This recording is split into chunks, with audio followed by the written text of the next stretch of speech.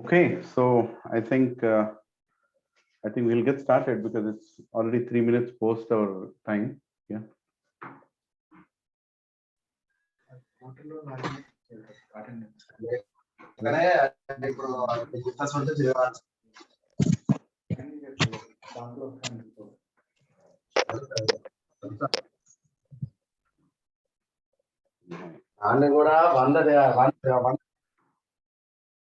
Okay, so if you're not speaking, please mute yourself. Okay, so thank you all for joining. Today is the first session of a training initiative, and this we've named it as Employee Empowerment Program, whereby we want all of you, whether it is entry level resource or a manager or a lead or a senior person, we expect you to improve after attending these programs, and we also expect you to share something that you have learned over the period of your life in these programs. The goal is to share our experience and the knowledge, right? These are not technical trainings whereby I'm going to show you some commands or some databases and show you how to make them efficient. This is about I'm going to show you certain qualities and certain traits, and I'm expecting you to become efficient at work and with good value system. And of course, there is a set of corporate skills also, which is going to improve your skills on the corporate skill side, right? So today's session is about corporate expectations today, right? There is an immense need for us to know what is the industry expecting from us, because a lot of people are under the impression that if I stay over a period of time in a certain environment, I'll automatically improve. It may or may not happen because there are a lot of factors. And there are also some people who think that if I'm passing out from a good premium college, I'm good enough for the industry, which is also not true.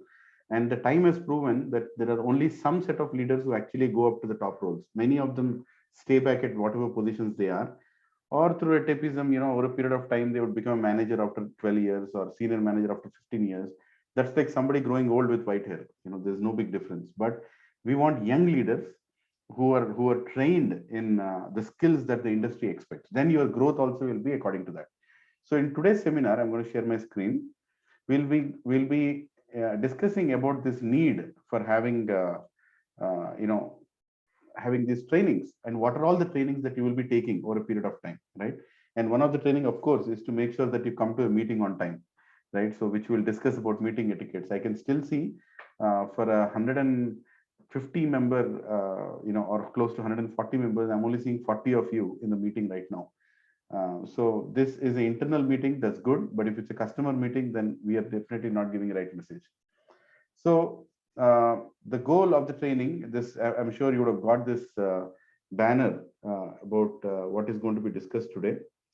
So parents and students, I'm just going to read this brief that is given about this today's topic. So parents and students are not aware of what corporates want. Education institutions are busy finishing their outdated syllabus, which imparts no job relevant skills. The seminar focuses on enlightening all involved parties on the gaps between the education institutions or what education institutions are producing and what corporates are expecting, and the later measures needed to fill these gaps, right? So we have to first establish the gaps, and then we will see how to fulfill the gaps, right?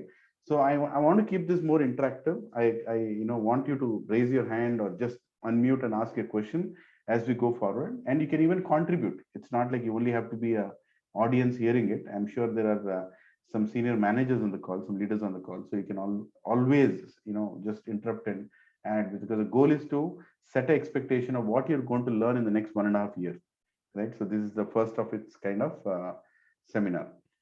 So today, as I said, we are going to discuss about corporate expectations, and we're going to make you aware of what they need to do to meet these expectations, right? What all you need to do, and to provide a guidance in terms of courses, seminars, workshops that you will have to attend, right? And you'll have to take more interest in attending them than we calling you for those seminars, right? So where did we start? This IT industry itself, most of you may not have even taken birth when IT took birth in India, right? So if I go back to the old, where it started in 1950, there was license Raj, meaning, computer was being made, but there was license for everything, right? See, today, if you want to buy a A4 size paper, you would just go and buy it, right? You would just go to a stationery shop and buy it. You would not get it in those days. Not that they didn't know how to make paper, because it was all under a license, right? And even technology also was not something that people could just get whatever they want. There was a government permission, there is a whole hierarchy, and there is a whole queue for getting things. That was about the license way of functioning. In 1968, TCS, proudly to be an Indian company, started its IT business. TCS in itself is a very big group. Tata Consultancy Services was a IT wing of the Tata Group, right? So that's when IT, the term information technology, was more spoken about in this country. And next, you can say 1970s, Wipro started its homegrown PCs, right? When they started a smaller version, personal computer. Of course, it was not as small as it is right now, but they are the ones who are like the spear heading people who started it. 1950s, the import duties were like 150%, right? To even to get computers from outside or any equipment for that was not that easy. Going a little further, sometime in 1986, GE expanded in India and Wipro did a lot of business with it. At one time, GE was the biggest company that India had known, which was entering and into India, 86, and around 91, 92, the very place where we're sitting right now, our offices, Madhapur, Gachibowli, or Madhapur and High Tech City, nothing was there here. And GE was the first company to come to India and take people, recruit people. And for the first time, IT jobs as such were coming into place. Satyam Computers was one of the most initial companies who got into IT consulting, and then even Infosys was right around that time, early 90s, late 80s, and so all these big companies that you hear today, and there are also companies which never made it big, though they were sitting from the beginning, like Sierra Atlantic, and even including Zensar. It also started very early, but never could go up the chain. Always remained a mid-level company. So 1986 is when we actually saw that IT, information technology, was being used extensively for functioning of a company, right? And outsourcing was also coming into place because of information technology. Now, if I go a little further, 1991, you know that Manmohan Singh had opened the economic reforms. All the foreigners were, foreign companies were allowed to come. And then 1995 was the year when every nook and corner of India was introduced to information technology because of Y2K. So Y2K was the biggest human error, and rather the costliest human error, as you all know. And it had to be fixed, and a lot of people were called into training to do that Y2K error fixing. So a lot of engineers, went into that, and you would be surprised to know that even a lot of commerce graduates, and I myself know a person who was doing MBBS, chose to come and do Y2K related work so he can go abroad, right? So that was like gates opened for going to America. The American dream got widely spread out in 1995, and I'm sure a lot of you in the call who were there during that time. I was doing my CA during that time, and I could see that so many people were moving towards IT career, right? 96, 97, 98. There were a lot of institutes in India like SSI. I don't know if it's still there, but it was one of the biggest institutes at that time, which was teaching Java and so Unix platform, and so many IT trainings were happening. And Y2K was that was one of the reasons why a lot of people left India. And even if you go and see in Silicon Valley today, huge chunk of people who are right now in America doing different IT related jobs actually came there for Y2K. They studied that little thing, they were given visas to go and do and implement the solution there, and then they continued getting trained and they started working on many things. So this was about those early, or late 90s. And then if I go a little further, the dot-com bubble, right, busted, right? So the whole website making, the Java bubble that was created, everybody were creating companies. You wouldn't believe that that way back in one second, yeah, way back in 2000 or 2001, or rather not 2001, it was 99 and 2000. Every house in Hyderabad, right from the check post of Jubilee Hills till Madhapur, was converted into IT company. So many IT companies, so many IT companies, because everybody were making websites. The dot-com bubble, it was like really all over the place. People were being recruited. For the first time, India was seeing salaries of 15 to 20,000 a month, which was very unlikely, because normally salaries would range, for a starter, it would range around 10, 12,000 rupees. That is how it was. But this was the time during 99 and 2000, the salaries went up, the whole bubble started becoming like, oh, so many jobs, Everybody is going into IT. Such was the case. I remember, when I was doing my CA, my mother came and asked me, why do you do that CA? You can instead do some IT course and go to America. It was that bad, like everybody were thinking that's the easiest way to go out. But like everything that grows very fast, even falls at the same pace, everything fell down at 2000 when the whole, the dot-com bubble busted and so many people became jobless. So many IT companies that were open just got closed. Only the companies who actually utilize the time and that money that they earn during that time to put in advanced technologies like Oracle, SAP, or JD Edwards, PeopleSoft, and many other data warehousing solutions. During that time, it was like a new thing to talk about. All the companies which went in that direction actually stayed back, and every other company which was only trying to make money out of dot-com boom, got closed, right? So that was about dot-com, but something happened later. In 2003, India was known as a low-cost destination. Now, India got a special recognition in 2003 that they have a lot of engineers, right? And they have a lot of engineers from so many engineering colleges. Even government was giving incentives for people to open engineering colleges.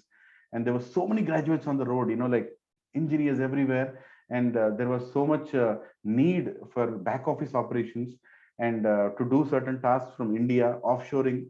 This and all started in a big way. It started in 2002. And India became a low-cost destination, meaning if a certain work has to be done in America, mostly America, because America is the one which outsourced in a big way. So 5 times less the cost, literally 5 or even 6 times less the cost, it could have been done in India. The work can be done in India, right? So in America, the average information technology related officer employee would get around 80 to 90 K US dollars per annum, right? Which is like, even if I multiply by 70, like it's a huge money. It's close to like 60 lakhs, something like that, right? 55 to 60 lakhs Indian rupees. But in India, you could hire somebody for 2.5 lakhs and get the same thing done. So it was uncomparable. So low cost was the most important criteria for Americans to offshore their business, right? So, and of course, skilled resources were available because there were a lot of engineers getting produced, right? So then comes 2005, where China entered the IT outsourcing market.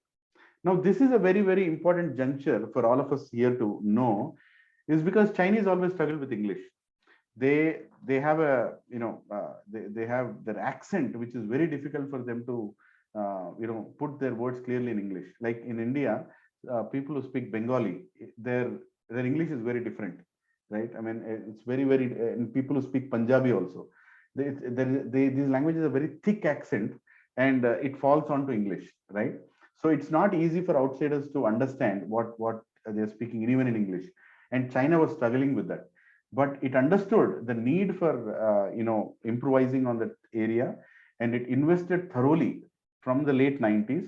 By 2005, China also produced a workforce which was very good in speaking English. And today, Chinese are very good in speaking English. They are able to manage and speak to Americans. And there is a big threat to India. There was a big threat to India in 2005, that if India doesn't lower its costs, then China is going to pick up, because China came with even lesser cost of operations. The salaries in China were far, far lesser than the salaries in India. Cost of living was very, very bottom, was very, very low. And of course, the living standard also in China.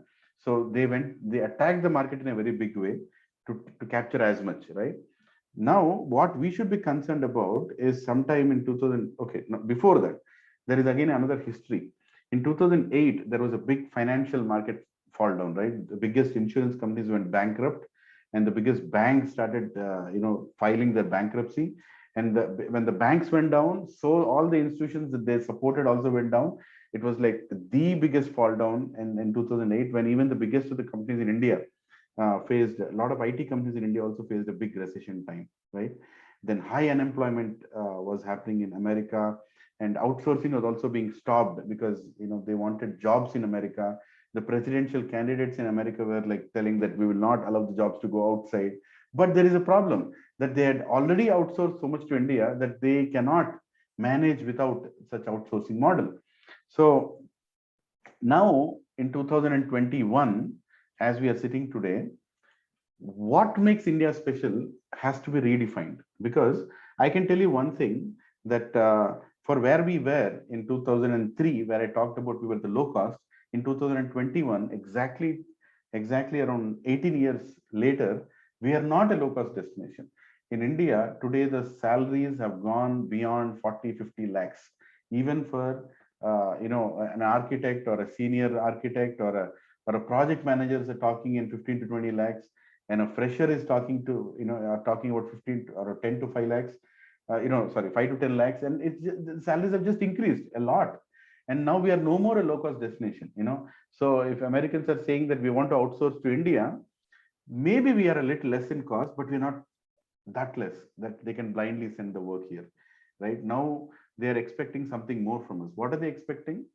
If you see, even now, Americans, or rather the West, never outsourced the requirement gathering and design phases.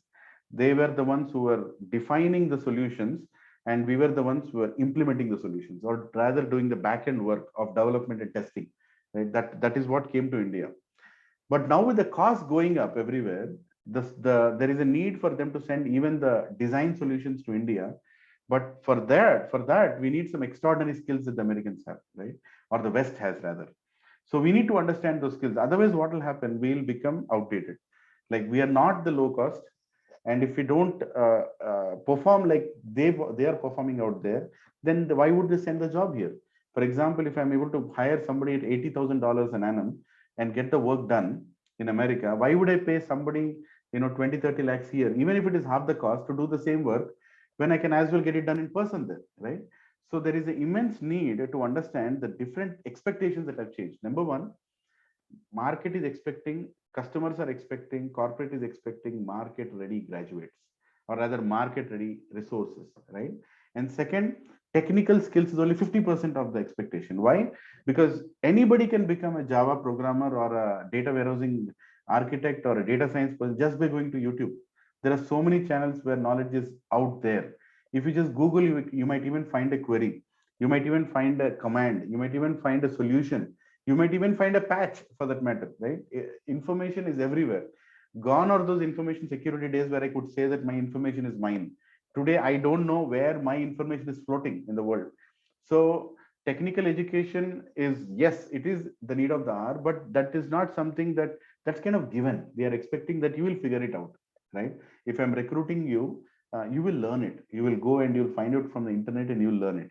So what is the most important thing? So need of the hour is soft skills and industry knowledge and cross cultural adaptation, right? So you should be capable of working with people coming from any culture, from any part of the industry. You should be able to work. Otherwise you are redundant. You cannot say that, sir, I cannot speak good English.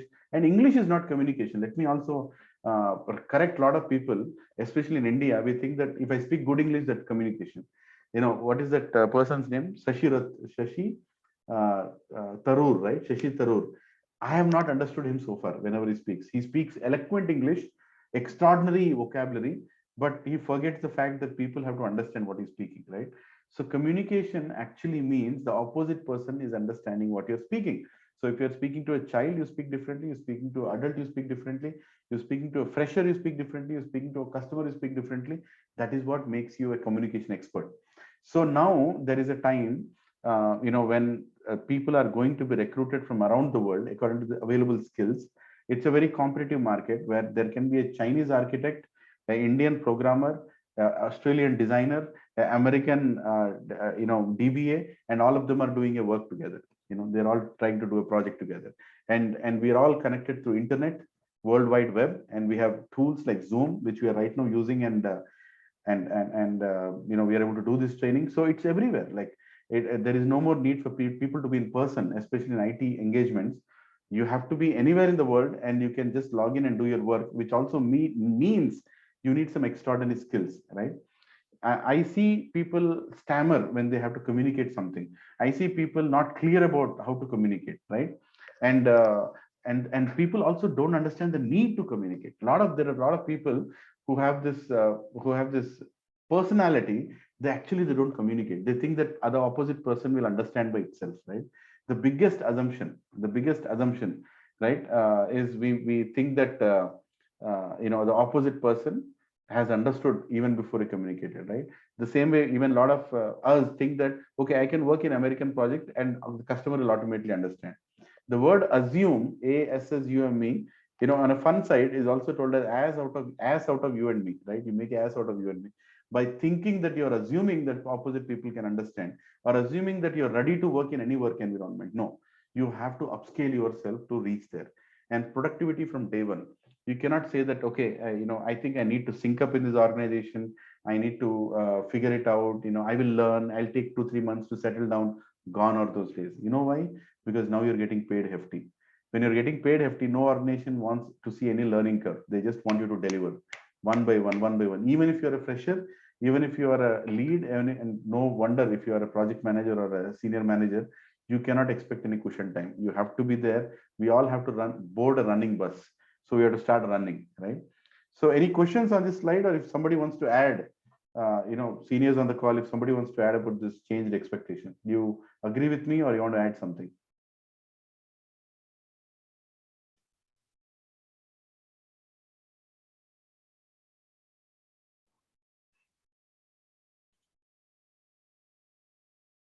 Nobody's saying anything. So you all agree with? No questions, Lakshman. So no far. Okay. Yeah, thanks. Okay, but you understood, right, where I'm coming from? Yes. Okay. Yeah. Is my picture also visible on the screen while I'm speaking, or just the screen available there? Yeah, no. Pictures It's clear, sir. Okay. Because I feel that a personal picture is needed, for you to understand. Okay. So let's go forward. So this is the changed expectation. Now, so are we game for this? Are we really ready for this, right? So corporate world is all globalized. All the brands are there everywhere, right? So today you can see IKEA right across our office, right? It's right there, 2 kilometers away, there's IKEA. But IKEA is a global brand. So there is McDonald's here, and there is, of course, all said and done, there is a Kamath hotel even in America. So even we have done our part of globalization. So anyway, so what I'm trying to tell is everything is globalized right now. Everything is globalized. We can't say that I am trying to make my things locally. No, let me tell you, if you have, if, we all live in houses, so the size of the door of your house, is globalized. Do you know that now? Every door that is made and sold in the market, the size of the door is globalized, because depending on the size of the door, there are so many industries which are making so many things that have to be brought into your house. For example, the company which is making refrigerators like LG or Samsung, they make the refrigerator according to the size of the door, right? And the refrigerator is made across the world. The parts are coming from across the world, and they're getting assembled at a certain place in India or somewhere, and then it becomes a fridge and it comes to your house, and it has to fit in. Just imagine if you sit locally and say that I want my own size of the door, then you cannot fit in anything from the world, right? None of this big machinery can get into your house when you want to use it. So this is just an example to tell you that if you are not syncing up with the global, the global growth and the global standards, then you can't fit in it, right? You can't. Neither can they fit in you, neither can you fit in them. So this is like, so we have to question certain things, like business goals, missions, and visions are no more local. Now companies are talking about expanding worldwide. No company is talking about I'll only grow in India, or I am happy with where I am. Like including our own company, Lornan, right? We have a global vision, right? Go digital, go global. So we want to go global everywhere, right? So talking about standardization is no more local. So how many of you know that everything you are going to document going forward has to be standardized, right? The documentation template, the way you document your things while you are doing, like recently we became some CMM level, company, and it is expected the customers will think that, yeah, these people know what to document, where to document, how to maintain the versions, etc. So I'm just telling the standardization is no more local, right? And the manufacturing is outsourced, including Rakhi. As I've kept a picture there, right? It is also coming from China, and there are so many things that are getting manufactured. No matter where they're going to be used, the manufacturers are getting centralized in different parts of the world. Now, India is also opened up for big manufacturing becoming a big manufacturing hub, competing China. Now, logistics is all interlinked. Now, today you can send anything from anywhere. Never in our life we would have thought that in India people will use Amazon. Today, Amazon is used for buying salt in the house, buying so many things in the house. It's become like, even my mother, she says, why don't you buy it from Amazon? And she doesn't even know what is in it, right? A lot of people don't know what is Amazon, but everybody know how it can be used. So logistics is so interlinked that you can buy anything from anywhere at any time, and you exactly know who is the best person to supply, right? And branding is more important to exist. You can't say that you are a local person, and you have to get affiliated and branded yourself. Like, for example, we are a certain level partner of SAP, and that really matters, because when we have to get business from SAP, that particular partnership is highlighted, and people know that SAP is a brand, and this person is a golden partner, platinum partner, etc., etc., and they give business. So branding is very, very important. And you also have to be branded according to your skills, right? Your skills have to be global.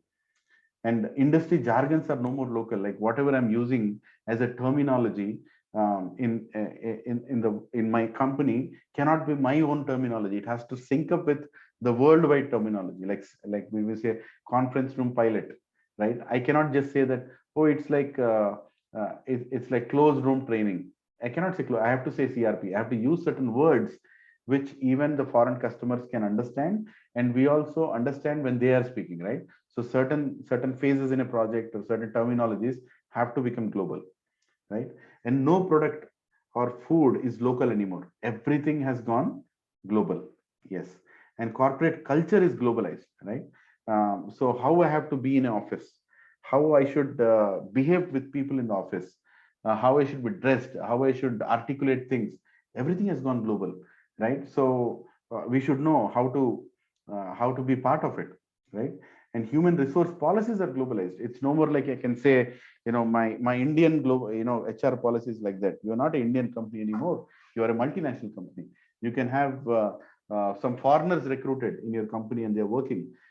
Don't be surprised if we get some projects in Larhan, and suddenly you see a person from America or England, or a German, or somebody from abroad who has certain skill is recruited by us and is sitting beside you and working from India.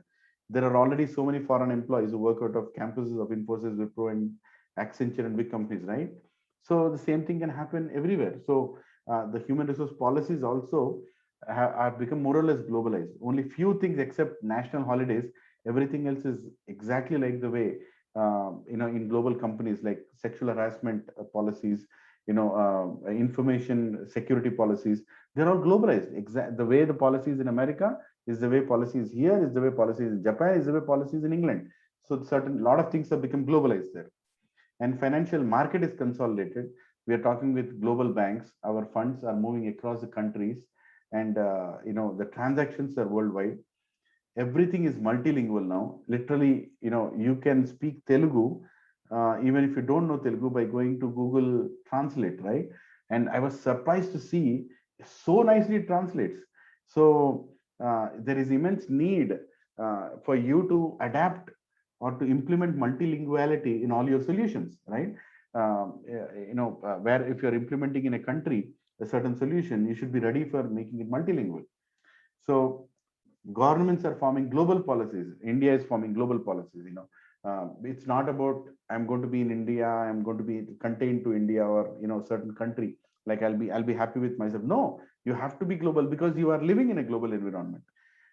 And no wonder today growth means takeovers and consolidations. It's not like, okay, I will start up a new company and I will grow from the scratch. And every company is growing organically. No, people grow by taking over businesses. They just take over the business, and they become like Oracle is a classic example, right? Larry Ellison, acquired like a mad fellow in 2000. I think it was 2002, 2003. He started acquiring, like he was acquiring apples and bananas. He would just go and acquire PeopleSoft. PeopleSoft would just go and acquire JD Edwards, and they want to compete with SAP. They want to become as big as SAP. And at one point, they were almost in par, right? And different and database. Nobody can touch Oracle in database business today. So acquisitions is a way to go forward. Like you can see, Google has acquired YouTube. Google has acquired WhatsApp. No, sorry, Facebook has acquired WhatsApp. So people are consolidating and acquiring businesses to grow. So it's a global way. Now I'm giving you all this background to question very important thing. Industry expectation from workforce is global now, right? With all these examples, I'm sure you would agree with me. Now you have to question yourself, did you come with a global curriculum in your education? Definitely not. Are education institutions thinking about global expansion in India? Definitely not. And is technical education alone enough to meet global demands? Definitely not, right? If you are thinking that I am very good in SAP, I think this is good enough for me to become a director or to get into a global company and take up a global project. I'm so sorry, that's not enough, right? So let us prove it why it is not enough, right? So you just see, and the gap that I'm talking about. Look at these, articles that came out from government job skills. 10 key focus areas for the government today. Arun Jaitley is saying, right? Because there is a big gap in terms of expose a great, Indian gap between WF exposes between the education and the jobs. And even I'm not only talking about new people getting jobs. If you're thinking that you already have a job, if you're not scaling up yourself to the global way of functioning, you will become redundant one day. You will not be hired. Don't think that my job is secure by just being what I am. You have to upscale yourself and become global. You have to have those global traits, right? So there are so many articles. What we are discussing in this seminar, I kept this, screenshots, so that you don't feel that we are speaking something that I feel or somebody feels. The whole, countries, they all feel that growing gap between the business needs and what education provides, right? So there's so many articles you can go and read on the internet, Business Line, the Financial Express, and so many people are speaking about this, right? So I just kept some glimpses there. So bottom line of this slide is we don't need further evidence to prove there is a gap. If somebody in the seminar is thinking, why am I sitting here? I don't think this is applicable for me. I'm sorry, my dear. Just look at these articles. They are very clearly saying that if you are not going to scale up yourself, taking trainings which are needed to make you a better employer or rather a global employee, you will not exist for too long. Or rather, even if you exist, you will be like low toned and somewhere sitting as a low performer in a company. You have to upscale yourself, right? So now the question is, what will we do with this information? All this information that we have that there is a gap. What are you going to do with it? Two choices.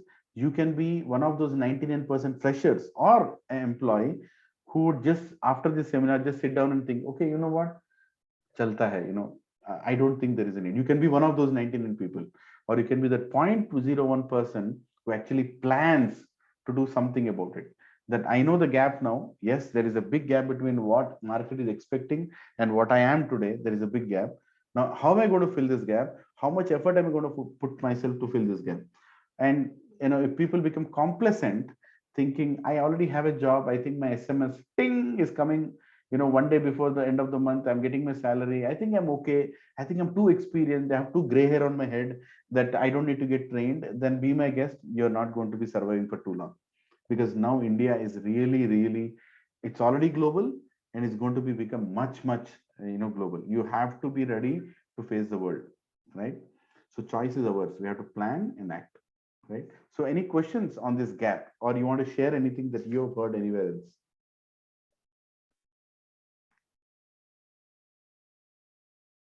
Hmm? Come on, let's be talkative here. Let's share, because I don't want, I'm expecting that after attending these trainings, at least 1 year from now, I'll see more interactive crowd. Because if this is a training happening in a West and they see you sitting without speaking anything, that's not considered efficient. So you can share also.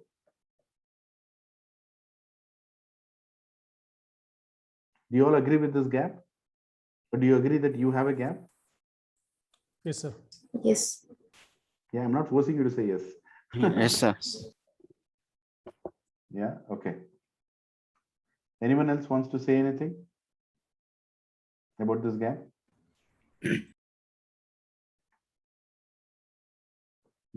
Okay. Okay, I'll go forward then. So all these slides are just to make you, now I'm going to show you something. This was a very good research that was done on the top entrepreneurs, right? The top entrepreneurs the world has had. top startups rather, who have actually made it big. They started in small way and they made it big, right? Now, when a question was asked, what do they expect from their employees? What do they expect from their employees, right? That was a question asked to whom?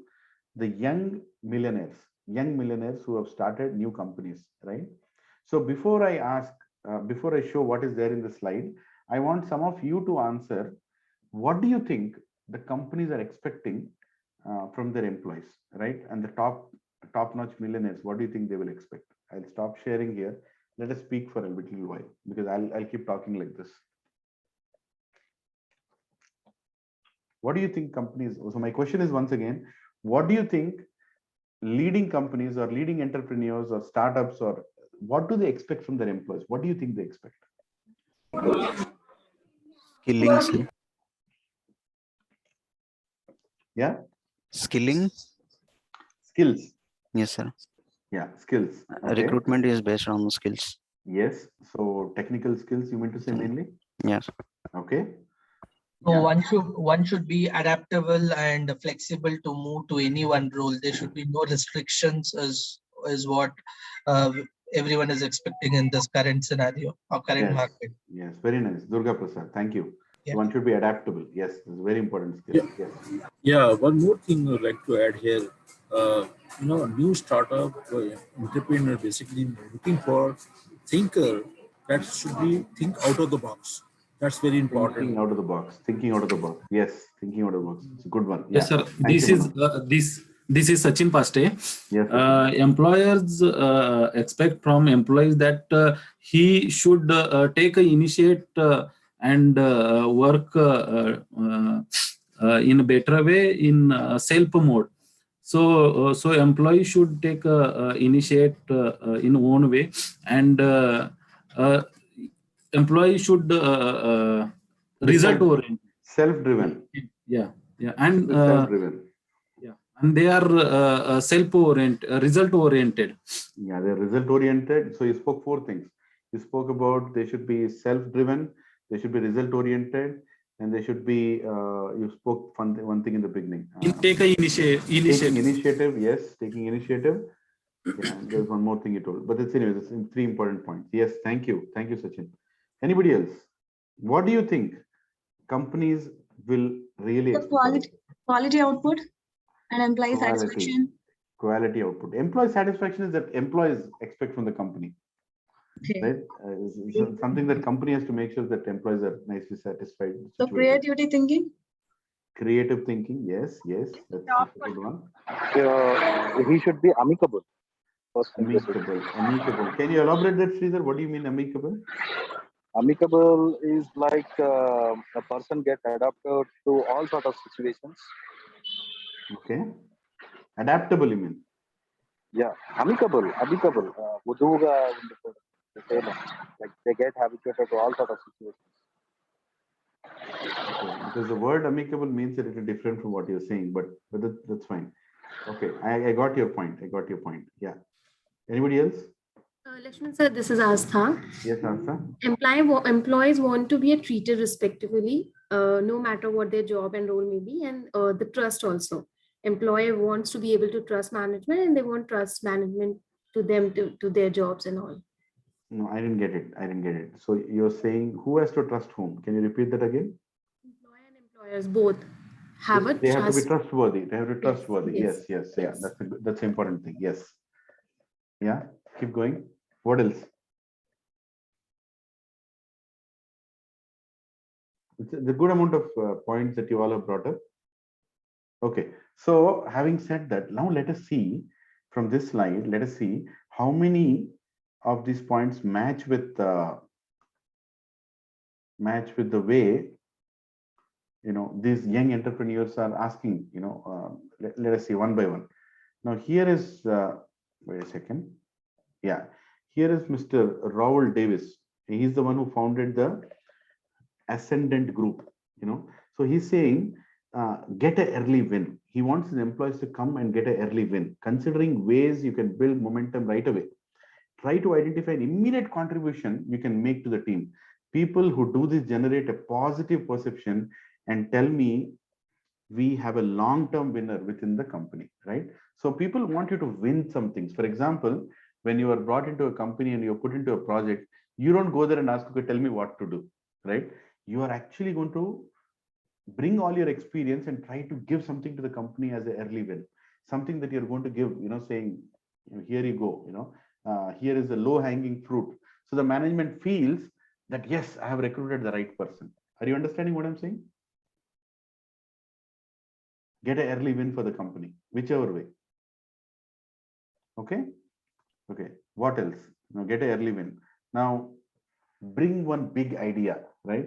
People want, like this person who started this startup called Spindos, which is a big company now. He says, we expect people to come up with ideas, not that you sit there and say, okay, I don't have any idea, just tell me what to do. You have to come up with new ideas, right? And get to know people. Now, this is very, very important. You can't sit in one corner of the hall and say that, I don't know anybody. I can't work with anybody. I think I'm too shy to talk to people. I think they're North Indians, I'm South Indians, we are West Indians, we are East Indians. No, we cannot be doing that. In fact, I'll tell you something. Indians are tabooed as people who always don't leave their groups, especially even after going to West. They again make a small Indian circle there, saying that Vidu Manavadu, Vadu Manavadu. Like Telugu people will make a circle, even in the American office. That is not something that is good. We have to come out of that, that feeling, and we have to actually get to know people on the floor, and we should learn how to be with people, right? Even if we cannot speak English like them, but there is language which is beyond just the English language. It's about how you are open to talk to people, right? So she's saying that that's one of the skills. Put in extra hours. You cannot say that, I will work only 8 hours a day. I think they are making me work for 10 hours a day. I think I should only work for, I'll join a company where I'll only have this attitude is wrong. I'm not saying we should work 14 hours a day every day, but when there is a need, nobody needs to tell you how long you have to work. When there is a need, you have to work 24 hours a day. And that's what it means to save your company. The company is saving all of you by paying your salaries and taking care of so many families. So you should also feel that if I contribute to the company in the same way, the company will flourish. So putting in extra hours. I personally remember, in my early days of my career, I have spent like tons and tons of hours, learning. I was into Oracle Financials for a long time. So I remember getting myself trained for 14 hours, 15 hours, and never saying no to a project, never saying no for multiple works, never saying no to anything. Just take it up. This is the time for us to take and make ourselves big. And 3 years from then, I could clearly see that I had the skills which many people did not have. A lot of people, they work in a certain phase of a project. I was fortunate enough to work in 7-8 implementations at a very early on, but I slogged for that, worked very hard. And after that, at a very early stage in a career, I could even speak to customers about big design propositions, big, implementation patterns or solutions. So you can actually grow when you work hard and, work smartly, of course, So putting extra hours is one of the expectations in this, next step China group. And this gentleman is saying mere jokes, right? We need people who are also jovial. We don't sit, how many would want to sit beside a grave person? A person who never laughs and never cracks a joke. How many would want to sit in this group? I would like to sit next to him and try to make him to laugh. Isn't it? Yeah. Nobody likes to sit beside a person who is like a serious person like this.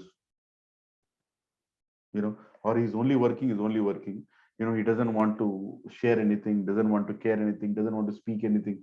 Or how many would want to work under a manager who is like a big taskmaster with a stick around? Nobody wants to work, In fact, people make fun of such kind of manager after some time. So it's time for managers to also think how they're functioning. It's time for even subordinates to think how they're operating. I'll tell you one example. In my own life, there was one person, his name is Josu Devasia. His name is Josu. He's from Kerala. He's a Kerala Christian, and he's a very good friend of mine. And when we joined together, we had joined Satyam Computers in 2001, I think. This guy would make fun out of anybody. Literally, he is such kind of a person. Like, he just cannot stay calm. He has to be funny. He has to be himself, and he has to be jovial. He was very good at his work, but that was his nature, to be jovial all the time. I remember when there was an induction happening, and the vice president of the company, I think his name was Vijay, who was giving an induction. This guy Josu sits in the first chair of the induction, and he removes his specs and keeps his hand like that and starts snoring. And people were laughing like hell. What kind of a nut is he? But anyway, he did it for fun, but for just a moment. But he is a very, very jovial person. I'm telling that there is something about making fun of yourself. Being jovial doesn't mean making fun of others.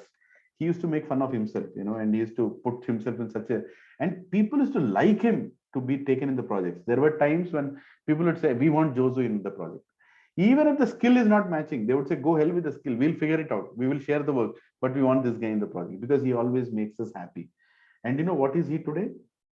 At the age of 40, he became the head of sales for entire Europe for TCS, Tata Consultancy Services, for entire Europe at the age of 40. And there are so many videos, of his doing some very big global initiatives in Amsterdam, in Europe, in Switzerland. He keeps traveling. And even today, when he came recently, a couple of years back, I met him in Hyderabad. We both were sitting, we were just chatting in his hotel room. Guy was like same person. He would just make the same kind of jokes, right? And that's what makes him a leader. That people can easily work with him. He always keeps everybody happy, and everybody is in a very bright, happy mood for whenever he does. And see how he has scaled up in his career. We should also understand that when we are spending 8 to 10 hours at our workplace, you are expected to joke. We are expected to be a little humorous. We are expected to be a little lively. And when you are talking about working in a global environment, right, in a foreign company, if you are so damn serious, nobody will call you again. They like, how many of you know that in the West, when a meeting starts, right, it always starts with a joke. It always starts with a joke. People, like, it can be a very serious meeting where it's about production tickets. It can be about, the whole servers going down, the business stopping, or whatever it might be. But the meeting is called, the organizer would immediately crack a joke before he starts the meeting. He will just make some funny thing out there, some funny thing he'll say, and he'll lighten up the whole room, and then they will get into the production or get into the customer related discussion, right? So this is one of the very important traits you should know. Be lively, be lively, yes, and express curiosity. I mean, some things are self-explanatory, and next is understand the vision of the company. We should know, where is this company going? Am I putting my strength towards going in that direction, right? And understand, be a sponge. What does it mean, be a sponge? Can anybody explain what does it mean to be a sponge? Absorb things. Absorb and give back. Yeah, release. What does the sponge do? It takes and it gives. It takes and it gives, right? There are some people who only like to take, not good people. There are some people who only like to give without taking. Again, not good people, because what will you give without taking? If you have something, you'll give it, right? So you should always be like a sponge in the company, where you're ready to take up anything on the floor.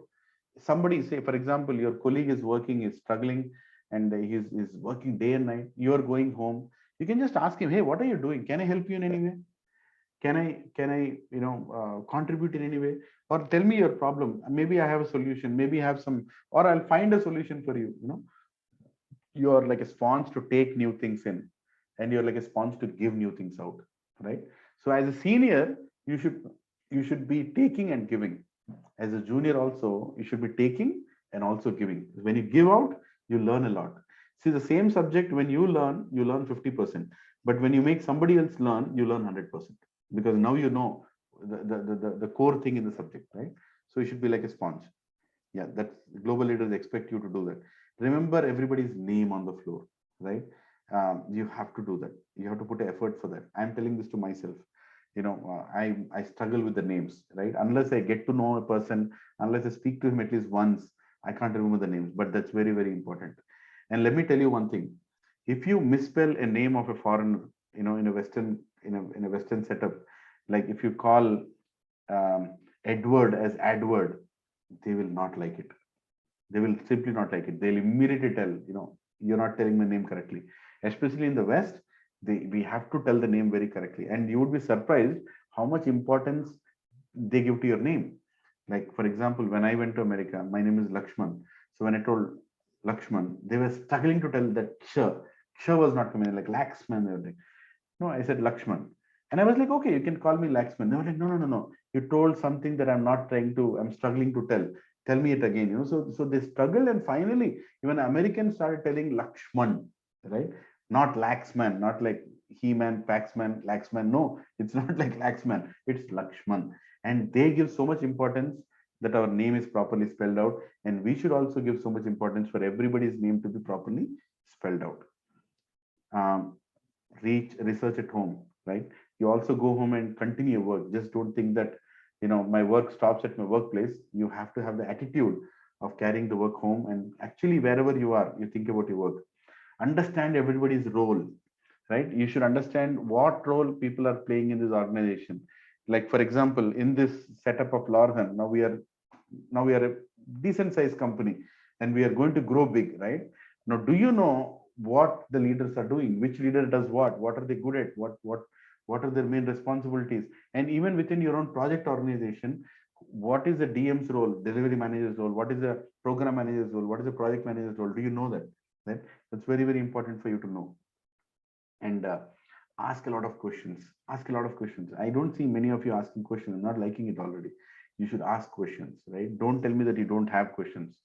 You have to ask questions, right? So people, when they don't ask questions, we don't feel confident to give them work, right? For example, if I call 5 people into the room and say, hey, do this, and 5 of them say like this and go, I'll become, my God, somebody is going to bomb somewhere.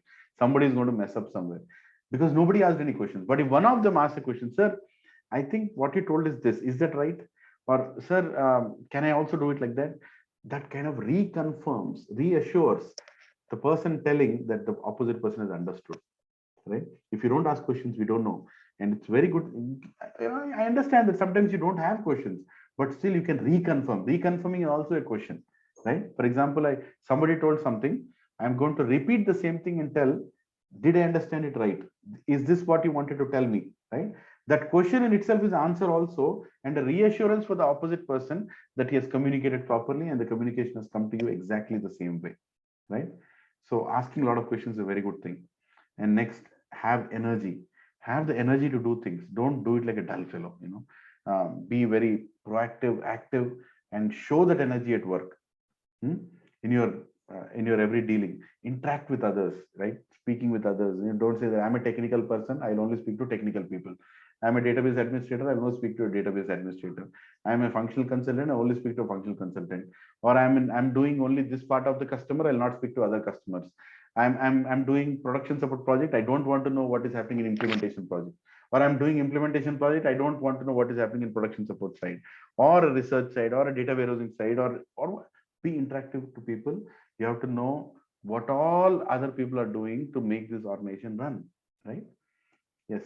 And organize and prioritize work. Very, very important, which I can tell you with no hesitation, we guys don't know how to do it in India. We don't know how to prioritize. If you give work, either the answer is I can't do this much, or I'll just do it. So both the things are very dangerous. We have to know how to prioritize. You can take 10 things, you can be given 10 things, but you can tell that, I'm going to prioritize this, I'm going to deliver this first, second, this, third, this. See, in the Western world, when they call you for a meeting, they will tell, we want these 10 things, right? They don't expect you to do all the 10 things at a time. But we as Indians suddenly think, now Kam de diya, so many things are given, I can't do any of this. We immediately react like that. No. What we have to do is we have to take those 10 things and tell him that, yeah, I think, can you tell me what are the most important ones you want me to do first? And then he will tell, oh, yeah, these 2 things. Okay, these 2 things. Okay, I'll do those. No, not a problem. So remaining 8, I'll do it in next week. Okay, that's not a problem. So we should have a dialogue, and we should organize and prioritize our work, right? Now, having said that, now we have seen what the global leaders are actually expecting, right? Like, these are all young entrepreneurs who have set up so many companies and have been successfully growing, right? Now, all of the skills around you, are they in curriculum of any college? Have you got this in any college? Having energy, asking a lot of questions, researching at home, be a sponge. Yeah, these are not the college curriculum. They're not in any of the colleges. They're not in any of the colleges. So these are called corporate skills, right? Corporate skills are these. We are not talking about anything alien.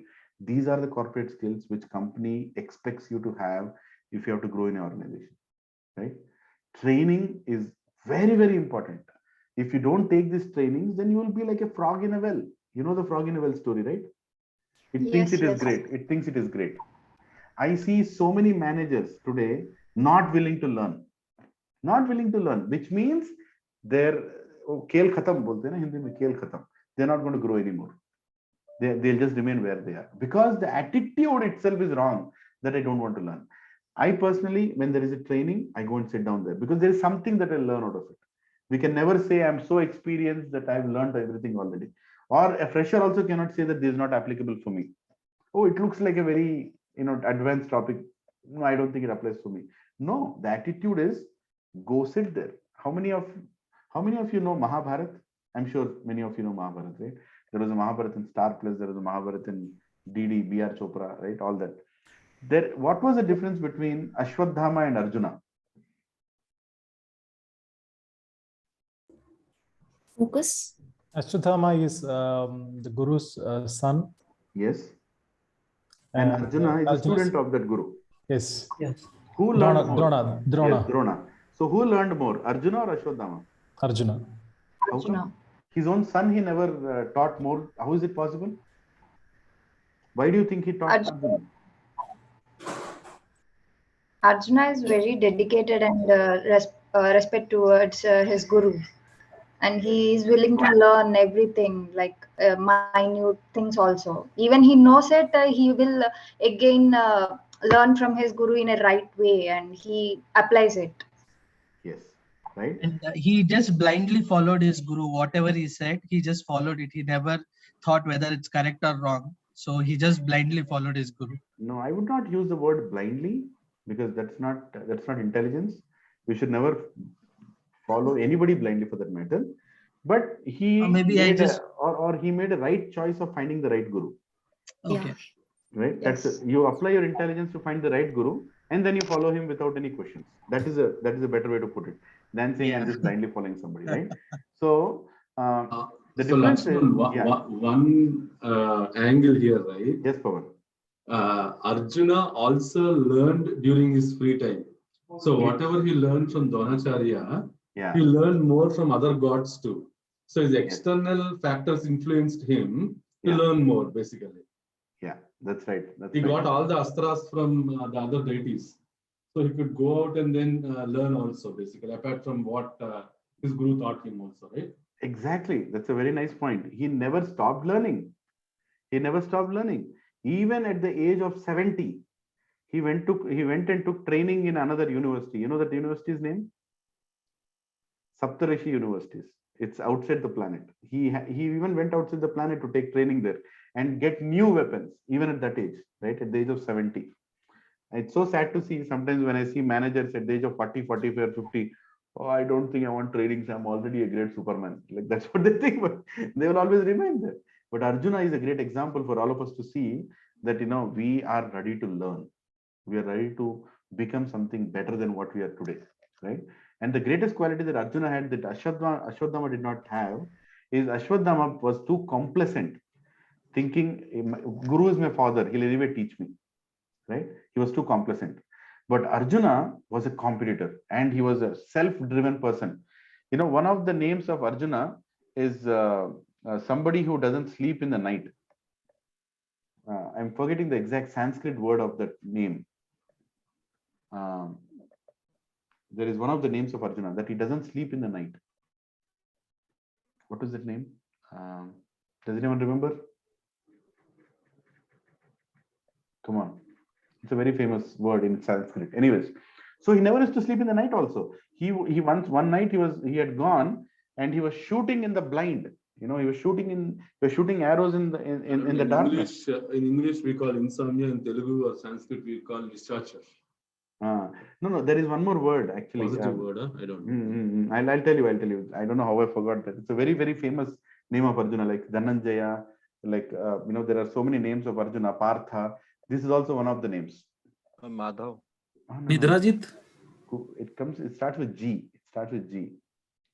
Yeah. Anyway, let me I just Google Gudakshesha. Gudashesha. Yes, Gudashesha. Yeah.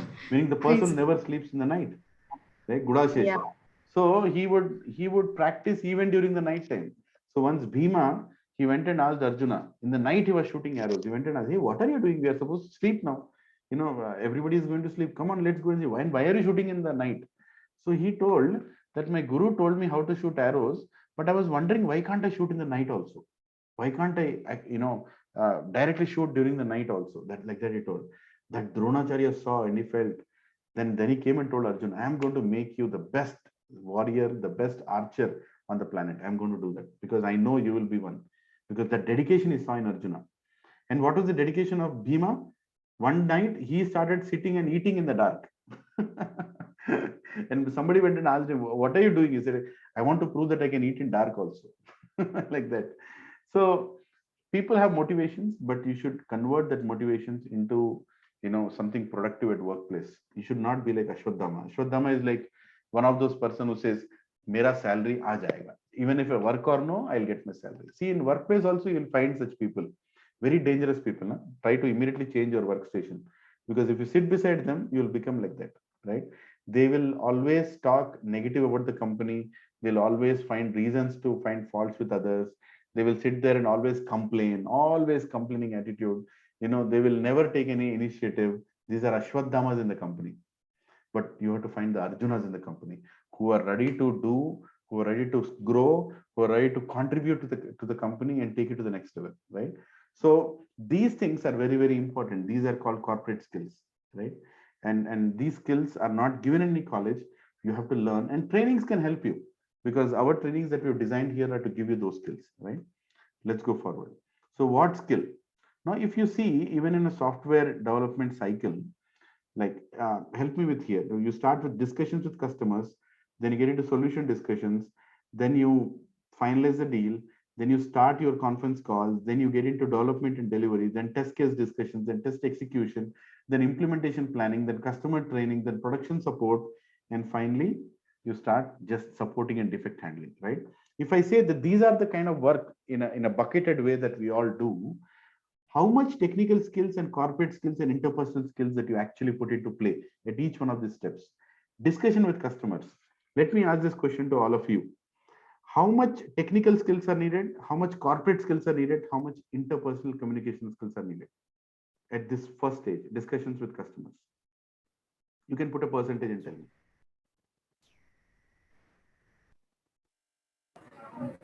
Let me answer this.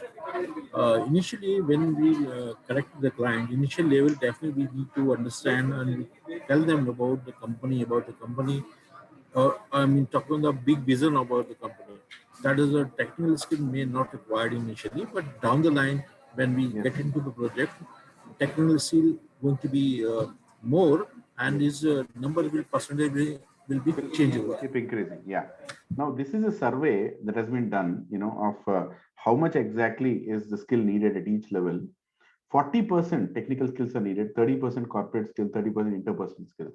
And solution discussions, very less corporate skills, more interpersonal and more technical, So like that, if at each stage, when the percentage is taken, like how much, like development and delivery, you need more technical skills, right? Test case discussions, you need lot of interactions, corporate skills and interpersonal skills. Test execution, technical skills more. So if I just total it up in terms of how much of the skills are needed, you would be surprised to see that 33% technical skills, 32% corporate skills, and 33% interpersonal skills on an average are actually needed to make you perfect.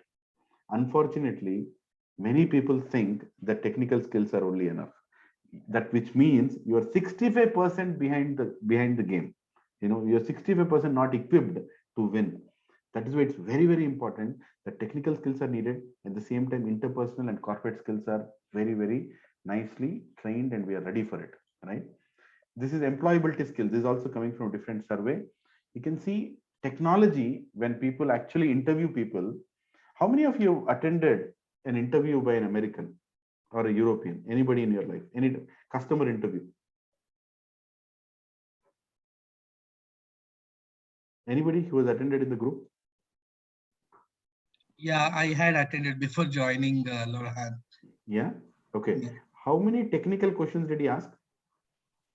Very less. It was more towards functional and about behavior, all those things they were asking. Very, at least two to three technical questions, but more they were asking on other questions like your functional behavioral questions, all those stuffs. Yeah, I'll tell you something. Recently, I was hearing TED talk, and in that there was this very senior person. He was giving a TED talk. He was saying when people recruit employees and pay them like $10 million, what is the salary of Sundar Pichai? Does anybody know what is the salary of Sundar Pichai? You know who is Sundar Pichai? It's the Google CEO. Yeah, Google CEO, right? Google and Alphabet CEO. His salary is close to 1,000 crores per annum. 1,000 crore Indian rupees. That is his salary, right? So the question that was asked on the board is, when you recruit some people like Sundar Pichai or some people like the Microsoft head or some people in big roles, right? What is that question in the interview that you ask? What is that question in the interview that you ask to recruit people with that kind of salaries? What is it that you ask? What do you think? Come on. Try to guess. What do you think? What's more special in you? What's more special in you? Okay. Go ahead. Next. How you handle any kind of situation? How you handle any kind of situation? Yes, that's a good one. Many specialization in many areas. Multi-specialization in many areas. Okay. How will you benefit? How will you benefit the company? Benefit the society or company? Okay. How will you increase the turnover? How will you increase the salaries of not in turnover or some other things like. Okay. We can also say that setting the benchmark standard to the industry organization. Okay. To achieve at a maximum level. Okay. One more thing. Could you please explain me that why should we hire you? Why should we? Why should we hire you? Okay. How should we produce more persons like you? How should we produce more persons like you? Okay, that's a good one. That will reduce the work, right? And we have multiple clones of Sundar Pichai, and we can actually quote our price too. Hi, hi, Venkat. Yeah, go ahead. This is Raghavendra. Yeah. Actually, basically, what I think is they study the mental ability of the candidate, in what situation he can handle. So that's the basic thing. I think they study. Yeah, that's right.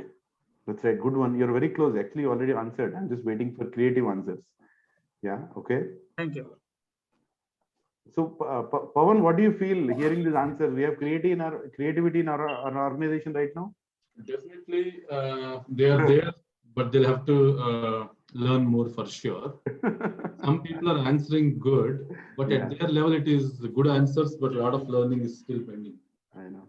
But I see the answers. Some of them are answering very good. Yeah, that's nice. I want to hear more from managers, seniors also. I think who else is there on the call that can answer, guys? Any managers or Laxman, you can pick up the name and ask because we wanted to hear from everybody. I don't want to do that. No, that's okay. I mean, it's a spirit of Friday, right? We are not here to. It's just a token of appreciation for all the training that you have been giving. It's an open dialogue within the family. Yes. We are a Lauren family. See, guys, in the interest of time, because I have a time to finish this course also. You would be surprised to know the question that is asked. The main question that is asked when they recruit leaders like I told, like Sundar Pichai to name, right? But these big leaders, when they recruit, one of the main questions they ask is, tell me what was the biggest failure in your life and how you handled it. That is what is the main question they ask. Because at that level, they don't care what skills you have, whether how nicely you are with people. They all things are given. At that level, they expect you to be all that. You already know that you are good at improving. They know that if they hire you, you will increase the company turnover. They know that if they hire you, you'll get into new ventures. That is given. But the most important thing that they ask is, when the company is in the most difficult stage, when the whole market is in the most difficult stage, how will you handle it? Are you somebody who's going to run away? Are you somebody who's a fighter? Are you somebody who's going to go against the wind and do something that will save the company? That is the question that the leaders are asked. If you see a senior, actually that is a question we should ask everybody, when we recruit. How are you going to handle the failures? Because when everything is going good, everybody can be a hero in the company, in a project also. For example, a project is going very nicely, and requirements are there, design is there, development is happening, testing is happening, okay, go live is coming, and I finished the project, great, but what did you learn out of the project? Learning comes when suddenly a big change request comes, which the customers did not tell you, and it is going to shake up the whole solution, and the whole go live date is at compromise, and you have to immediately scale up yourself and define, map the new requirement to the new design, to the new solution, to the new testing, and you have to do it overnight, and then try to fix it and try to implement it, and you are trying to work as a team to make it happen. And a manager who can handle that, a leader who can handle that, is a leader that the company wants to have. And that is a question that is asked, that what will you do? What will you do, to save the company? Or tell me your experience. Have you gone through such a, and if you see the greatest of the leaders like Steve Jobs, you think Steve Jobs did not go through the difficult times? He went through the worst times, when he started Macintosh and so many things that he wanted to bring on the board, right? He went through the worst times, but still he's Steve Jobs because he did not give up. He handled the failure. And look at, he came with a small box that makes music, and he made the whole world hear that music. Until date, nobody can, surpass the kind of change that he brought in the entire industry, right? So that is what company expects from you. Your skills, I'm very good in SAP, I'm very good in Oracle, I'm very good in data warehousing, I'm very good in business objects. This is given. It's given. There's nothing to extraordinarily appreciate you in that, right? I resolved a production ticket in 5 minutes, then 15 minutes. Okay, that's great. But when the company is in trouble, when the whole ship is sinking, are you going to be the people who are going to comment on it, or are you going to be the people who will contribute to rising that ship up? That is what matters. And those are the people who will become leaders. Those are the people who will actually take those big positions. You're all with me for what I said today?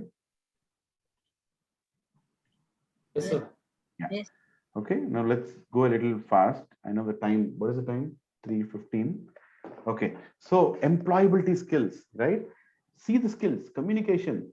How much percent is communication here? 25% questions around communication. Teamwork, right?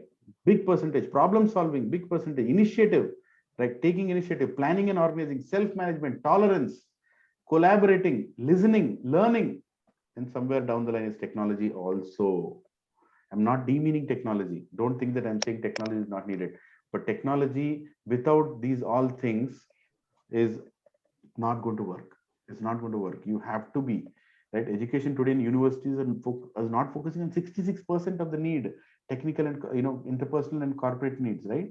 And global delivery standards are only spoken by corporate but never delivered. Why they are not delivered? Because of the skill gap in the employees. Guys, I'm telling you, these sessions are going to make you skillful in such a way that you will be tomorrow's leaders. So take these trainings very seriously.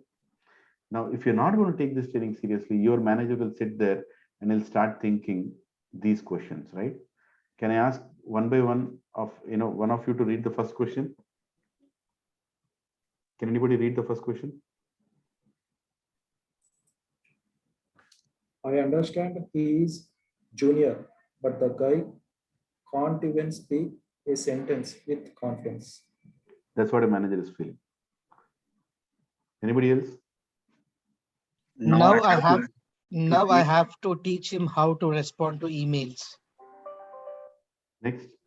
It's not about technology, it's about attitude. Next. He does not ask when he does not know. He does not plan anything by himself. Next. He cannot understand any industrial jargons. Now I have to tell him what a purchase is and what a sale is. Next, anybody? He does not even know how to report what he does. Right? Last one. I cannot make him face customer. Then how do I justify headcounts? Right? So, do you want to be in the situation in front of your managers, where a manager is thinking, how should I make this person employable? As a result, what happens? The manager will tell, I don't need this person. Simple, right? So, on one side, the delivery head is saying, I can't deal with this kind of people. Other side, customer is saying, I want fresh blood. I want new people to come. But how are you going to handle new people if they don't know any of these basic skills? This is because of lack of corporate skills, right? So I'm going to go a little faster now. Now, most of you might have done your engineering, most of you, or MCA, I don't know. So, you've done your PG or master's outside India, your graduation, your engineering, whatever. How much time do you think it will take, right? Like first semester, final semester, whatever it might be, right? Your college curriculum is over, but do you have technical skills? No. Do you have industry exposure? No. Do you have corporate skills? No. Do you have personality skills? No. Do you have a spiritual foundation? No. At the age of around 23, 19 years of education and around 23, you only thing that you have is academic experience, right? Then question comes, are you ready for market? Am I ready for market? No. So now I have to take what? I'm not a finished product at the age of 23. I have to take corporate skills. So somebody has to come and teach you, training in softwares, training in soft skills. Then at the age of, a little more further down, you will get into appraisal. Then you'll say you're getting average appraisal. Why am I getting average appraisal? Because my personality is not good enough. I don't know how to handle my anger. I don't know how to handle my emotions. I'm not good enough for the market. So where do you stand? At the age of 30, 35, you are getting trained on your personality development, right? And further down, when any big problem happens in the market or in your own family, some calamity happened, somebody died, I don't know how to put myself straight because you don't have spiritual foundation, right? So you lack in holding yourself. No good wisdom is given. So then you take the spiritual foundation courses, right? And then you finally at the age of 41, you are good enough to handle everything at workplace, which includes soft skills, technical skills, personality development, and spiritual foundation. Now, my question to all of you is the age of 41, if you want to become like that, right? Today's situation, unfortunately, is the market ready to wait so long? Will market wait until you become 41 to make you a leader? No, market is not going to wait. You have to make yourself ready, right? And this slide, I'm not going to spend time. Most of you have seen this slide where I talked about your skill and your goal has to match, right? I had shown this when we talked about the training initiative. To be a good student, a job expert, or a manager, or a mentor, or a leader, if your goals are different, your skills have to be different, right? So to become a good person at job, you need technical skills. To become a manager, you need corporate skills. To become a mentor, you need personality skills. To become a leader, you need spiritual foundation. There is no doubt about it. So you have to get these skills, right? Now, how do you make yourself exceeding expectations, right? So here, this can be seen. Here are the roles, like you are a student, job seeker, employee, lead, manager, mentor, leader, role model. So here is the thing. So a student is expected to have academic skills. So there is a checkbox, meeting expectation. So here are the three legends, right? Meeting expectation, exceeding expectation, outstanding expectation. Just imagine if a job seeker also gets corporate skills, it's still meeting expectation, but it becomes personality development also, that's exceeding. And if you already have spiritual foundation, then you are like outstanding. So now let's go from a little at a manager level. If you are a manager in a company, you are expected to obviously have technical skills. You are expected to have corporate skills. You are expected to have personality management skills also. So if as a manager, I'm saying, why are you not giving me increment? I'm sorry, because you have still not displayed the topmost thing, which is spiritual foundation. Meaning what?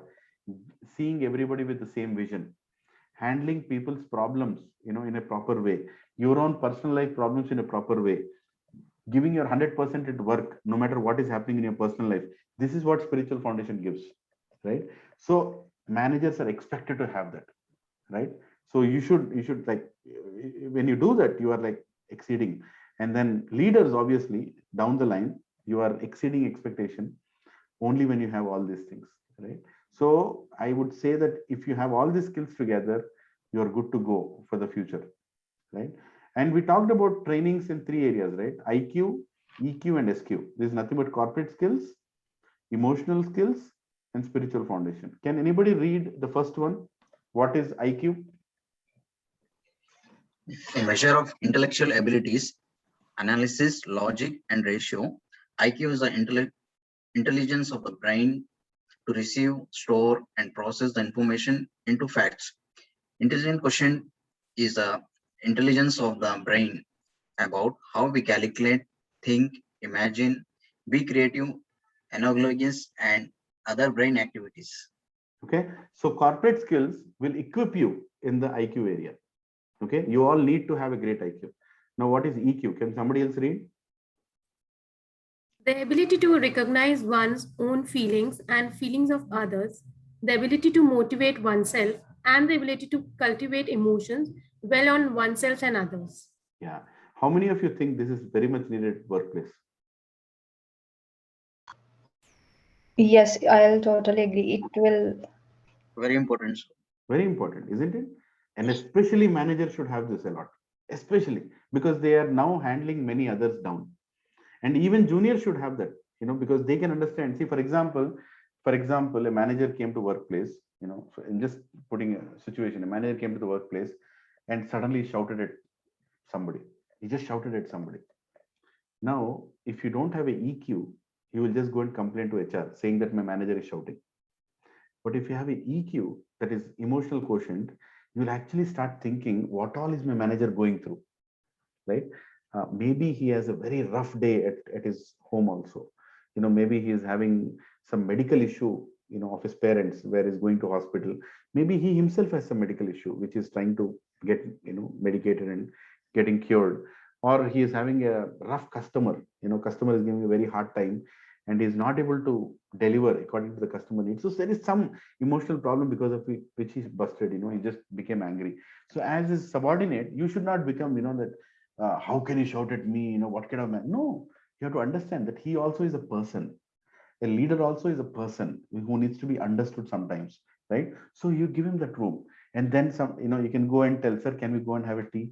Do you mind coming out, for some time? You can say that, even if you're a junior, you can go and tell your manager, sir, I would like to talk to you something. Can we just go and talk about something nice that happened? You say, sir, I went and watched this movie. It is so nice. Have you watched that movie? And you can just lighten up. And then you can even say to your manager, if you are so, free with him and you have that relationship, you can say, sir, I don't know what stress you're going through, but if you want me to share some of it, I'm ready for it. Even if he doesn't give you work, when he sees somebody who's supportive, he'll immediately feel nice, isn't it? So these are called emotional quotient skills. Very, very important for our succeeding. A manager should understand his subordinates that they also have a life and they react in a certain way at a certain time. We should not immediately react on top of that. We should give some time to understand. In the same way, even juniors should understand the seniors also need some emotional needs. They also have emotional needs. Are you all following what I said? Yes. Yeah. How many agree with me or that this is needed? Yes, sir. Yes. And that is what makes your personality. Personality skills means to understand people and to act according to that. If somebody said no, it doesn't mean that immediately you'll fire that fellow saying that, how can you say no? You're recruited to say yes. How can you say, da, da, da.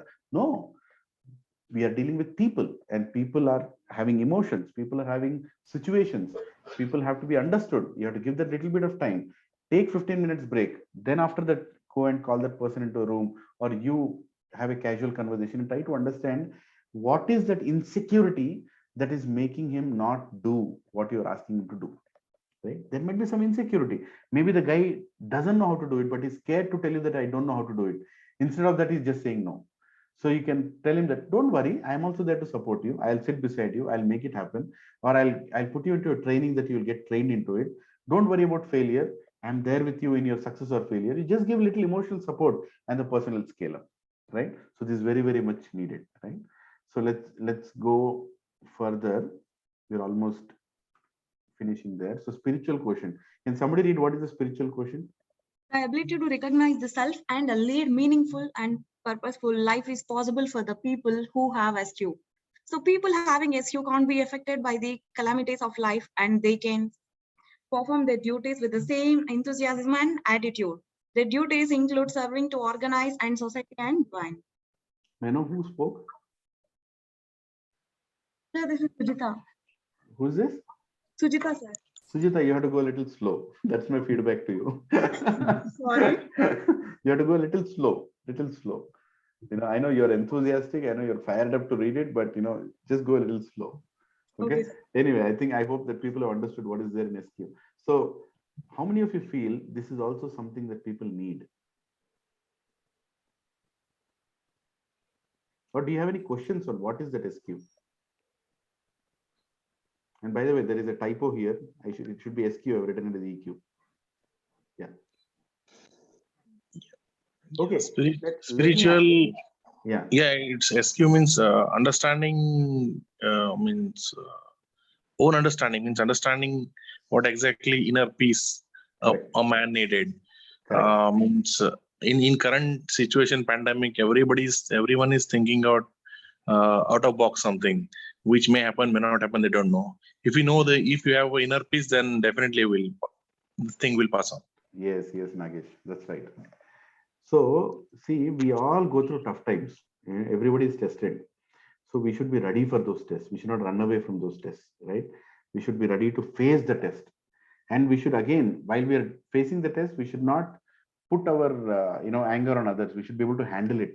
We should be able to handle it, and that comes to spiritual quotient. Very, very important. That even the greatest of the leaders like Jack Ma. You know who is Jack Ma? Alibaba founder. Yes. He, in his speech, told the most important skill that I see in my employees is spiritual quotient. Because he wants people to have that. Because we are going through ups and downs. Like, for example, some of your salaries might be 10 lakhs, some of you might be 20 lakhs, some of you might be 50 lakhs also. Do you think they will remain like that forever? Everything that we have can collapse at any point. It can just collapse at any point. But are you ready to handle yourself when it happens? Right? That is what is spiritual quotient. So you don't become insecure, you don't become too, scared, and start behaving in a very wrong way with people.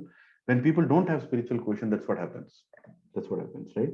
So it's very, very important that we should be, I discussed about what is the difference between religion and spirituality in the last section.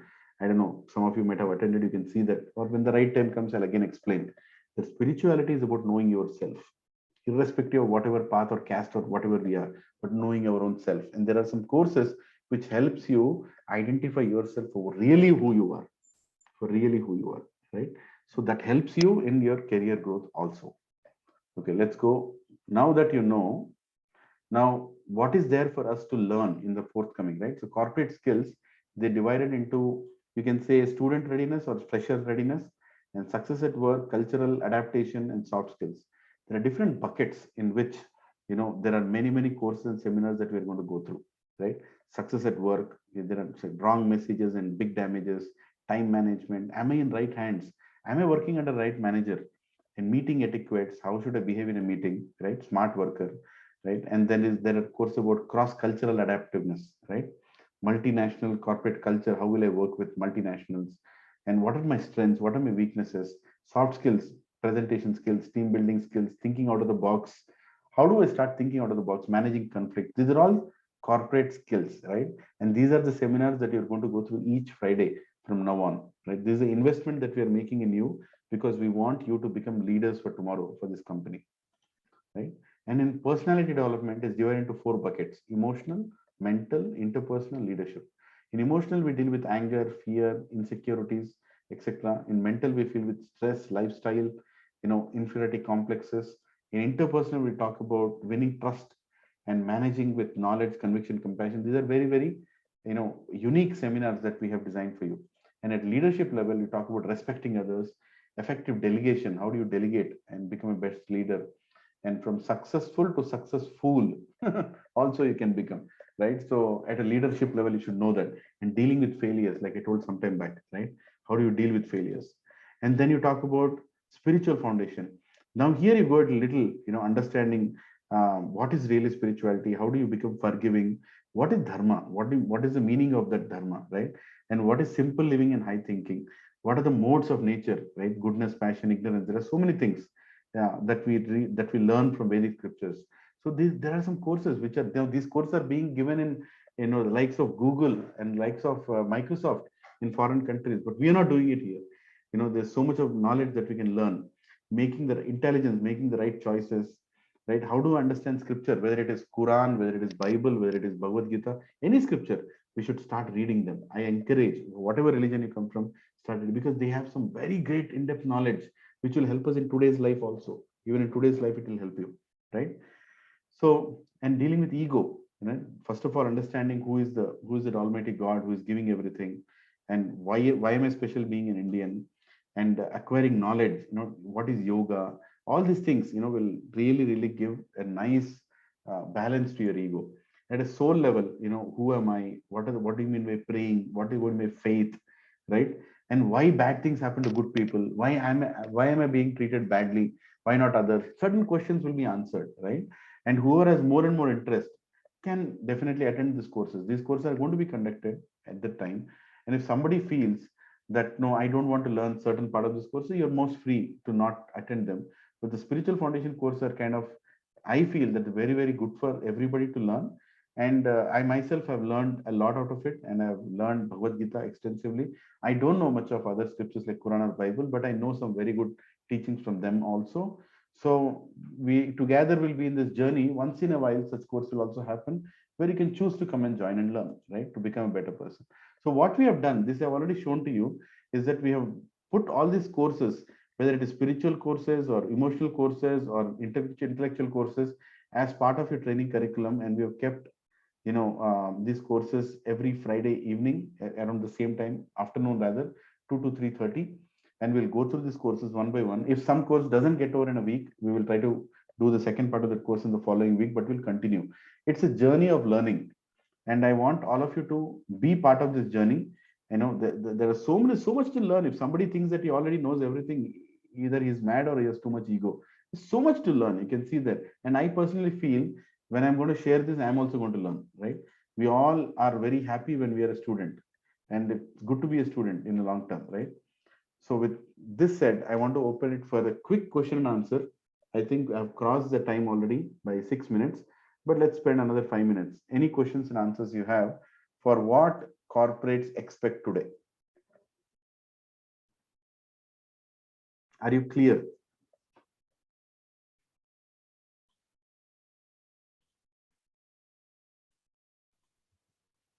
So Lakshman, during your own journey, professional journey, so you also might have faced something, and because of which you also felt that yes, you should share these details with everybody, all the freshers or people who are growing in the career, right? Yeah. So any such experience, like any such situation where you realized no, this is what everybody should know. Yes, actually, I learned in 2 ways. Thank you, Swati, for asking that. I don't mind sharing my experience, not in detail, but in short. So there are two incidents. There are 2 incidents that happened. Right. One incident was when I really felt very helpless, and one incident where I really got the help. Right. So I was put into this project, in Middle East. I don't want to name who and when, which company. I was put into this project in Middle East, and the technology was not properly explained to me. The customer background was not properly explained to me. I'll just keep everyone on mute. There's a lot of background noise. So it was not explained to me, and I struggled there. And I also saw a senior, I had a project manager, I had a delivery manager, and instead of helping me, they started pointing fingers that, this guy is not good enough. This guy is, a bad selection for the company, or I should have, because they could not handle the project. They started pushing the blame on people, not only me, but they started pushing the blame on some individuals. And we were like awestruck, why are people behaving like this? And I felt that one day if I become a manager, I'm not going to do this to my subordinate, and I will not let this happen to any other subordinate. And some of the skills that I'm expected to display in the company, nobody taught me how to attend a meeting, nobody taught me how to be effective at workplace, nobody taught me how to deal with seniors, nobody taught me how to give a status update. When I was in America, I wanted to give a status update to a customer, and he was a senior vice president. And I went and I had to give him very informally in an elevator, right? I'm just getting into a lift, and the lift goes 10 floors down. By the time it reaches the 10th floor, the first floor, I have to give him the update, and I couldn't do that. And later on, my senior told, you don't know how to give elevator update? There is something called elevator update. I said, boss, nobody taught me how to give elevator update and what to update whom, right? So certain skills were never taught to me, and I always felt very handicapped that somebody should have taught me these things, so I would have been effective from day one, or at least I would have been better than what I'm performing.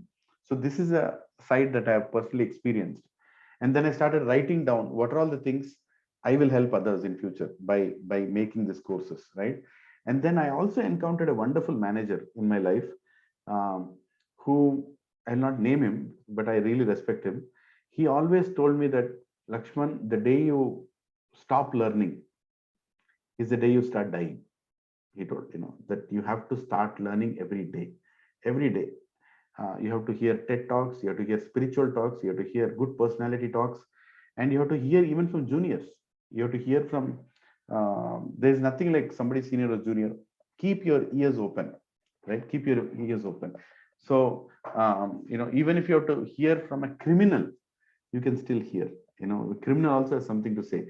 Like in Ramayana, when Ravan was dying, Ram, who is the Supreme Lord God, he tells his brother Lakshman to go and hear from Ravan what he has to say before he dies, right?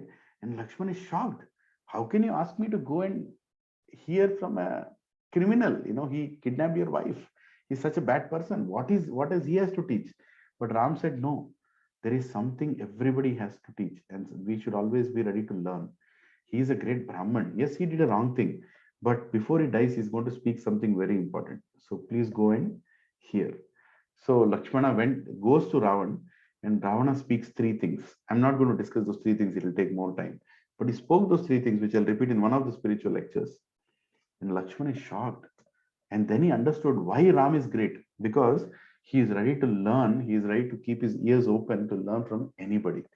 And even Ravan, at the time of his death, he admits the mistakes that he did, and he teaches three lessons to Lakshmana, which Lakshmana also glorified. Of course, we're not making a villain into a hero, but we are passing a message that if we don't keep our ears open to learn, then we die in our careers, and we don't find any joy in doing our jobs. We should always be open to learn and open to become a better person with every single day, right? So this is why I wanted to always do more and share this knowledge.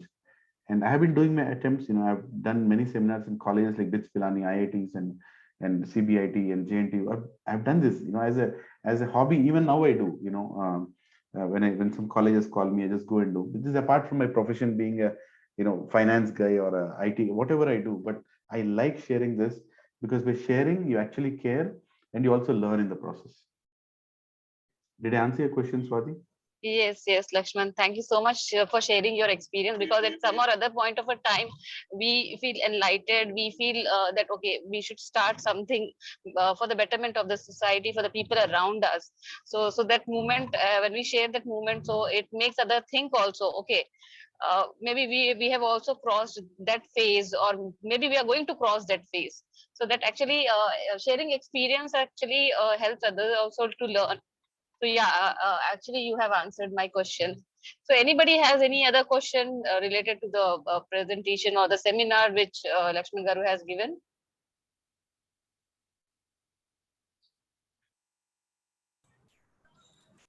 Lakshman, this was very nice session, so which helped us to know more things which we actually didn't knew.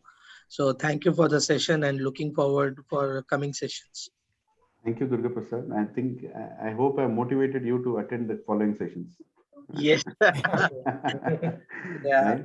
So we don't want to say that, if you don't attend, we'll mess up your appraisals. Yeah, that's an easy thing to say. But I don't want to say that, we want you to come and attend and have some fun. I know our lives are messed up after coming to IT industry, but let's make it somewhat good at least at Friday afternoon, right? Let's discuss something Absolutely. different. Let's make it jovial. Let's make it fun. Let's learn something together, right? Yeah. Thank you and have a nice weekend ahead. Okay, so any one more comment? I'll wrap up. Yes, sir. This is Sachin Paste. Yes, Sachin. Thank you, sir, for good experience, sharing your knowledge and all the etiquettes. You have explained, speak about new ideas, which is encouraged me to share now. So I was thinking about that ideas to share to management about from last 1.5 years, but not happen. Today I encouraged and I would like to suggest two things for development, two parallel tools for SAP. Yes. So one is migration tool. So we can develop this using the SAP standard tools and functional modules to help Indian legalization to our customer. And second is you mean Indian localization? Yeah. Okay.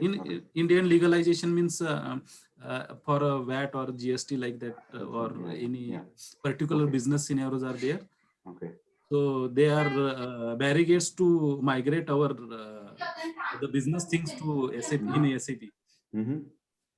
So we can develop a parallel tool for it. So we can sell it to other our competitors as a migration tools, and we can use for our projects. And second is a testing tool. So where consultants are making the configuration on SAP and then they test it. After that, they will move all this configuration in quality, and then they say to business to test it by a concerned person, a responsible person. So where the testing will happen, testing is happening on, there is no record or like that. There is no back data. So to avoid that, sometimes business decline that this development has not been done by your consultant or like that. So if we develop a testing tool, in that testing tool we can create functionalities like we can assign that person from business to test that particular T codes or the particular his profile. So everything will be recorded in that, and it will be an interface with SAP. So it will be record all these things, and he can also raise the questions or queries in that same tool, and consultant will face that error and he will resolve that, and then all things will be recorded. So when the time comes of billing, so we can easily take our money from the customers with happily. I like that last point of we can easily take the money from the customers. I didn't hear anything else because I'm a finance guy, right? A finance guy likes to get the money there. Yeah, okay. So good, good thing that you spoke about an idea. And let me tell you, one person in America, he exactly sat like this in a company and he thought of something out of the box. He sat in a corner, though he was not funded. He created his own tool. And later on, when he deployed, the tool's name became Google Chrome. And that person became the CEO of Google, right? So don't demean or don't see any idea is small. An idea can change the world, right? So your idea should be implemented. So take the self-driven motivation to make it happen. Let me assure you, you will not get any cooperation from management. Nobody will support you. In advance, I'm telling you. Right? So do it and show that you are a leader. That should be the attitude. Okay, I'm just kidding. Okay, but thank you very much. Have a nice rest of the day, rest of the Friday, and a great week ahead. Next week, we are going to start with one topic, and let's choose meeting etiquettes, right? So we'll learn how to conduct meetings, right? So I expect all of you to attend. Thank you. Thank you, Laxman. Thank you all. Happy weekend. Thank you so much, Thank Laxman. you. Really delightful session. Thank you very much.